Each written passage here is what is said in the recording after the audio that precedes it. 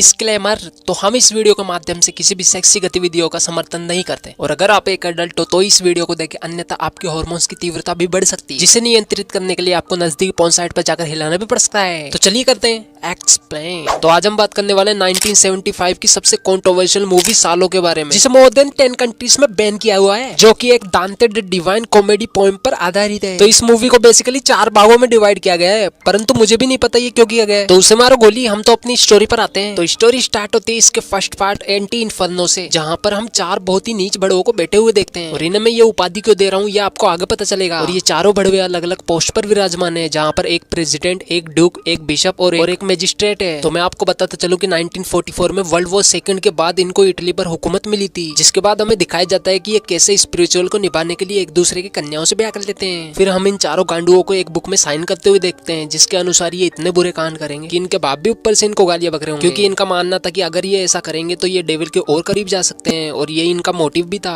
अरे मरुचूतिया हुए ऐसा भी कभी होता है क्या? जिसे निभाने के लिए ये अपने गार्ड्स की मदद से 4 जवान लोंडों को ढूंढते हैं। उसके बाद ये इन्हें अपनी सिक्योरिटी में रिक्रूट कर लेते हैं और फिर ये 9 लड़कों को पकड़ के लाते हैं और फिर उन्हें निवस्त्र होने के लिए बोलते हैं। और जब एक आदमी उनसे बचने के लिए भाग रहा होता है तो वो उसे मार देते हैं शूट करके, और बोलते हैं अबे कहाँ जा रहा है अबे गांडू। और फिर ये 9 लड़कियों को लाकर उन्हें भी नग्न कर देते हैं। फिर हम ईवा की माँ को उससे बचाते हुए ले जाके भागते हुए देखते हैं, जिसके बाद उन 4 बड़वों के सिक्योरिटी गार्ड भी इनका पीछा करने लगते हैं। और यहाँ पर ईवा की माँ समझ जाती है कि वो इनसे नहीं बचने पाले और दोनों मरने की कोशिश करने लगते हैं, जहाँ पर उसकी माँ तो मर जाती है लेकिन वो लोग ईवा के पकड़ के उसे बचा लेते हैं। और इस तरीके से अब उसके मेंशन में 8 लड़के और 9 लड़कियां बची हुई थी। तो इस तरीके से इस संस्कारी मूवी का पहला पार्ट खत्म हो जाता है और चलिए अब सेकंड पार्ट की माँ की यहाँ करते हैं, यानी कि सर्कल ऑफ मैनिएक। और ये पार्ट भी दांते द डिवाइन पोएम पर आधारित है। इस पार्ट के शुरू होते ही हम उन चारों बड़वों को 4 नई प्रोस्टिट्यूट को उस मेंशन में लाते हुए देखते हैं, जहाँ पर ऑलरेडी वो 17 गुलाम पहले से ही मौजूद थे। और उन प्रोस्टिट्यूट को वो आदेश देते हैं कि वो सभी एक एक आकर उन 17 गुलामों के साथ उन चारों बड़वों को भी गंदी गंदी कहानियां सुनाए, ताकि इन कहानियों को सुनकर वो गुलाम आपस में मास्टरबेट करने लगे। और फिर हमें पता चलता है कि ये चारों बेटीचोद खुद तो कानून नहीं मानते और ये इन 17 गुलामों के लिए कानून बना रखे हैं, जिसके अकॉर्डिंग कोई भी गुलाम अपने जैसे लिंग या विपरीत लिंग के साथ गुलगुलू नहीं कर सकता। और इस दौरान इन सभी गुलामों को नेकेड ही रहना पड़ेगा और ना ही ये भगवान का नाम ले सकते हैं, ना ही कुछ गलती कर सकते हैं। और फिर प्रोस्टिट्यूट अपने जीवन के सारे कस्टमरों के बारे में इनको बताने लगती है,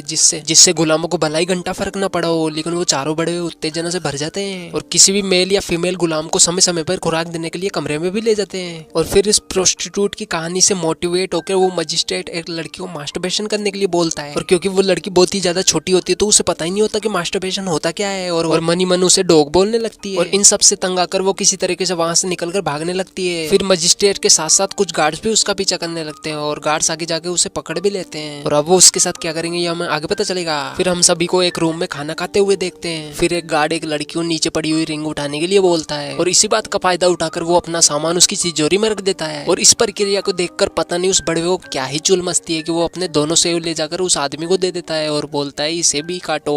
यानी कि समझ रहे हो ना, ये ऐसे वैसे दरिंदे जिनको कोई भी चलेगा, भले वो मेल हो या फीमेल हो। इसके बाद वो चारों प्रोस्टिट्यूट उन चारों बड़वों से कहती है कि इन्हें मास्टरबेट करने की प्रक्रिया हमें सिखानी ही होगी, क्योंकि हम तो पैदाइशी टीचर हैं। और फिर वो एक डमी लेकर आकर फीमेल गुलामों को उनका हिलाने के लिए बोलती है। और फिर हम उसी लड़की को देखते हैं जिसे मजिस्ट्रेट ने मास्टरबेट करने के लिए बोला था, और उसके भाग जाने के बाद गार्ड्स ने उसे पकड़ लिया था। और फिर हम उस लड़की की डेड बॉडी को देखते हैं जिसे उन लोगों ने गला काट कर मार दिया था। और वो सभी गुलामों को वार्निंग भी देते हैं कि अगर किसी ने भी यहाँ से भागने की कोशिश की तो उसका भी असर यही होगा। और फिर हम मजिस्ट्रेट को देखते हैं जो कि अपने कूलों को चेयर पे से उठा लेता है और बोलता है कि अब हमें इसमें से एक मेल और फीमेल को चूज करके उनका ब्याह कराना चाहिए। फिर वो इन दोनों का शुभ मंगल विवाह कर देते हैं और उसके बाद उन दोनों को आपस में गुलगुलू करने के लिए एक रूम में छोड़ देते हैं। और जब वो दोनों इस बात को मानकर गुलगुलू करने लगते हैं तो पीछे से तो उन 4 बड़वों में से 2 बड़वों से रहा नहीं जाता और वो वहां पर आकर उन दोनों को रोक देते हैं। ये तो बड़ी बात हो गई, हाथ आया पर सामान न लगाया। फिर उसके बाद ये दोनों बड़वो उन दोनों के साथ इस क्रिया को संपन्न करने लगते हैं। उसके बाद ये चारों बड़वो उन फीमेल्स गुलामों को डॉग की तरह ट्रीट करने लग जाते हैं, डॉग की तरह खाना खिलाते हैं। और जब एक लड़की नहीं खाती तो उसके खाने में कील मिलाकर उसे खिला देते हैं, जिसकी वजह से उसके मुंह में से भी ब्लड आने लग जाता है। अब हम करते हैं इसके थर्ड पार्ट को एक्सप्लेन, जिसका नाम था सर्कल ऑफ शेट। तो ये वाला पार्ट काफी ज्यादा डिस्कस्टिंग हो सकता है और अगर आप कमजोर दिल वाले हो तो आप इस पार्ट को स्किप कर सकते हो, लेकिन मैं आपको रिकमेंड करूंगा कि आप इस वीडियो को पूरा वॉच करें। तो दोस्तों अब थर्ड पार्ट स्टार्ट होता है, जहाँ पर सिग्नोरा मैगी नाम की सेकंड प्रोस्टिट्यूट आती है और अब वो अपने बारे में सभी को बताने लगती है। वो बताती है कि एक बार उसे अपनी माँ को ही मानना पड़ा था, जिस पर मजिस्ट्रेट बड़वा अपनी अपाइज बुद्धि से बोलने लगता है कि सेक्रीफाइस तो देना ही पड़ता है, इवन लोग बेवकूफ है जो कि माँ को ही सब कुछ अपना मानते हैं। फिर ईवा जिसकी माँ ने मूवी के स्टार्टिंग में अपनी जान का सेक्रीफाइस करके उसको बचाने की कोशिश की थी, अपनी मॉम को याद करके रोने लगती है, जिस पर मजिस्ट्रेट काफी ज्यादा गुस्सा हो जाता है और अब ईवा भगवान का नाम भी लेने लग जाती है, जो कि उन बड़वों की नजरों में एक बहुत ही बड़ा पाप था। और अब गुस्साया मजिस्ट्रेट अपना पजामा खोल के वहीं पर सबके सामने शीट कर देता है और अब वो ईवा को उसे खाने के लिए बोलता है और मजबूरन ईवा को ये डिस्कस्टिंग चीज करनी ही पड़ती है। और इस सीन को देखकर मुझे भी दीपक कलाल की एक लाइन याद आ जाती है,